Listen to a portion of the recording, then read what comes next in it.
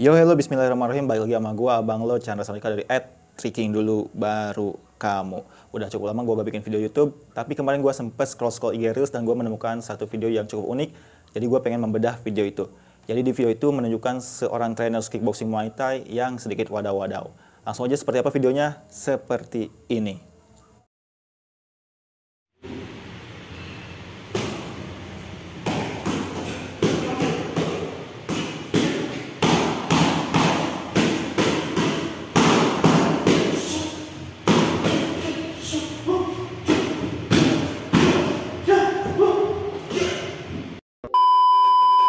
Ya, disclaimer dulu kalau video ini bukan untuk menjelekkan orang tersebut atau menjelekkan salah satu pihak, tapi di sini kita akan belajar sama-sama dengan ilmu pengetahuan yang gua dapat dari sempat latihan kickboxing, sempat latihan sanso, taekwondo dan macam-macam.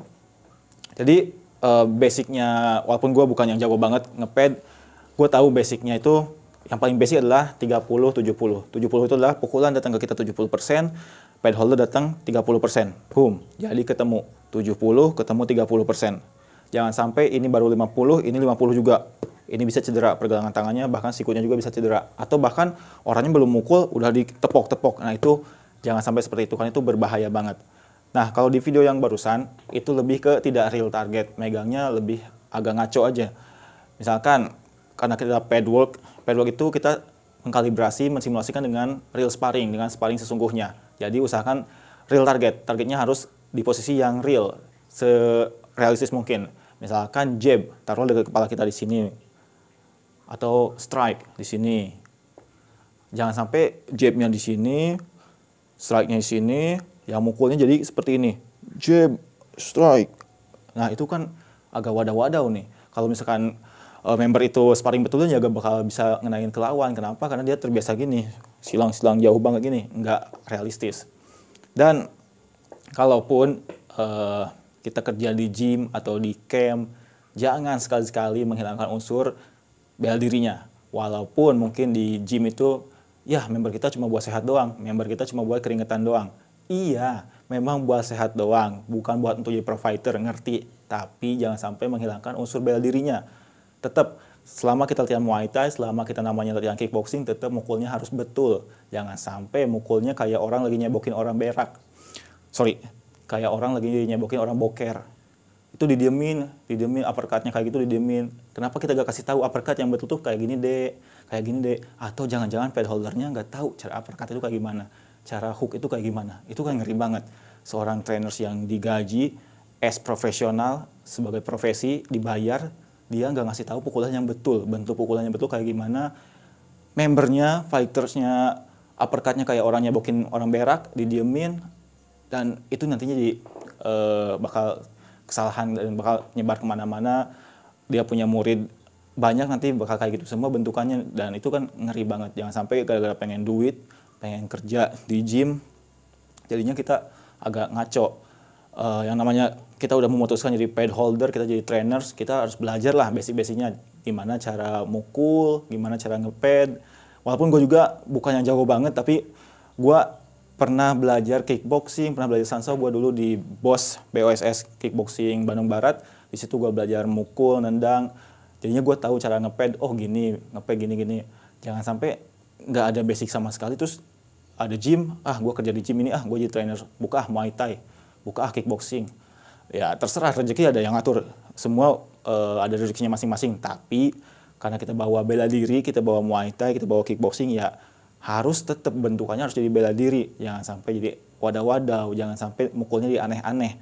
Itu yang jadi keresahan gua dan teman-teman gua. Ya walaupun gua dan teman-teman gua juga nggak jago banget enggak. Tapi ya insya Allah yang ada di Kemang, ada di gym-gym di Pluit, di Bekasi, itu rata-rata kebanyakan dari BOSS Bandung Barat itu trainersnya. Dan ya karena basicnya udah tahu mukul gimana, jadi ngepadnya pun bakal betul. Gua nggak ngejudge tempat itu salah semua trainersnya, karena gua lihat juga di tempat itu ada juga yang betul. Cuma yang orang yang tersebut agak wadaw sendiri nih. Ini kenapa? Apakah temennya nggak ngasih tahu atau gimana?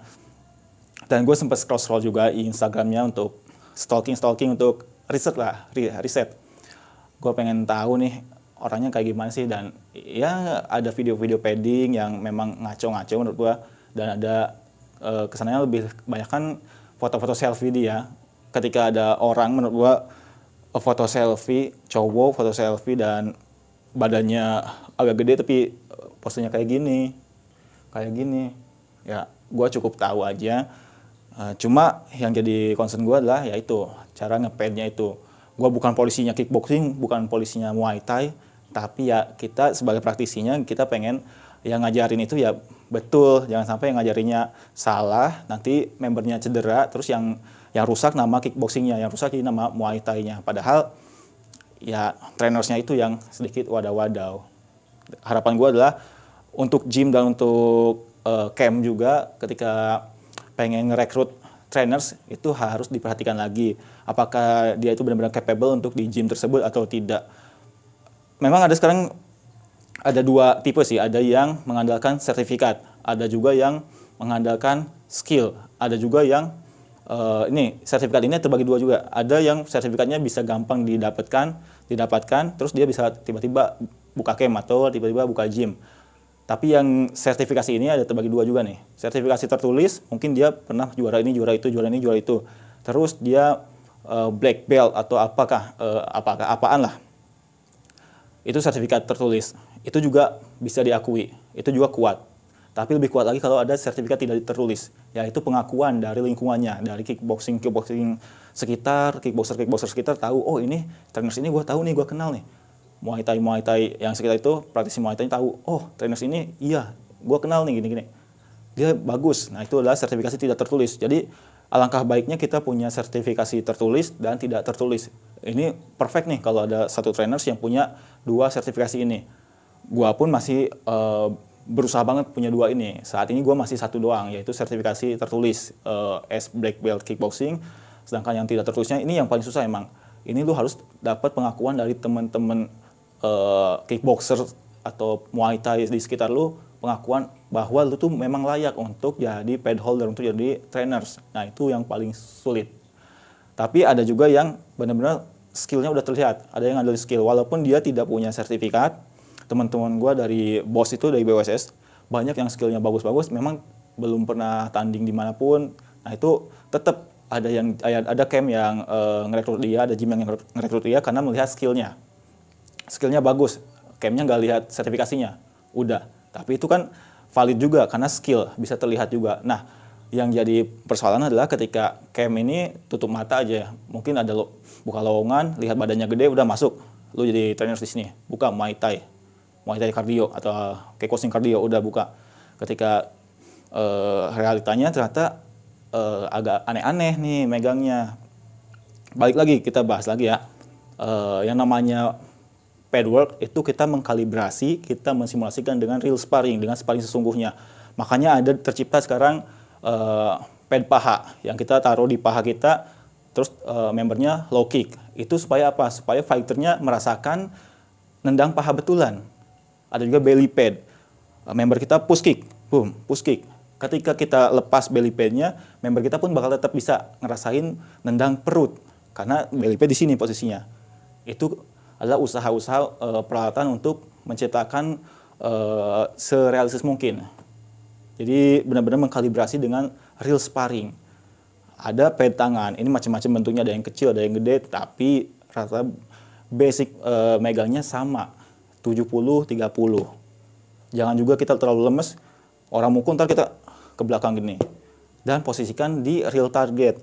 Jangan wadah-wadah ke samping sini, ke samping sini. Dan kalau member kita salah, klien kita salah, kita kasih tahu mukulnya gini, mukulnya gini. Gua nggak ada persoalan dengan member yang barusan di video itu mukulnya kayak gimana pun, karena kan member itu tergantung dengan trainersnya. Tapi ya kalau trainersnya mendiamkan, dan gue lihat di video-video yang lainnya pun pukulannya aneh-aneh semua, dan membersnya malah trainersnya terlihat proud dengan itu, terlihat bangga banget, dan itu berarti ada sesuatu yang salah menurut gue. Ya itu aja sih.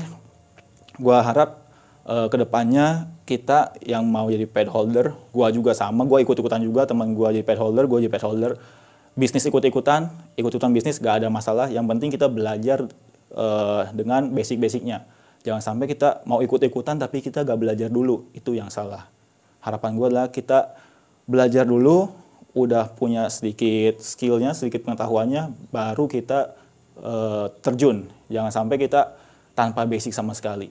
Gua pun bukan yang jago banget, banyak yang jago di luar sana, bahkan mungkin omongan gua pun ada yang salah mungkin, tapi ya sepengetahuan gua, omongan gua betul, dan video yang tadi sedikit wadah-wadah.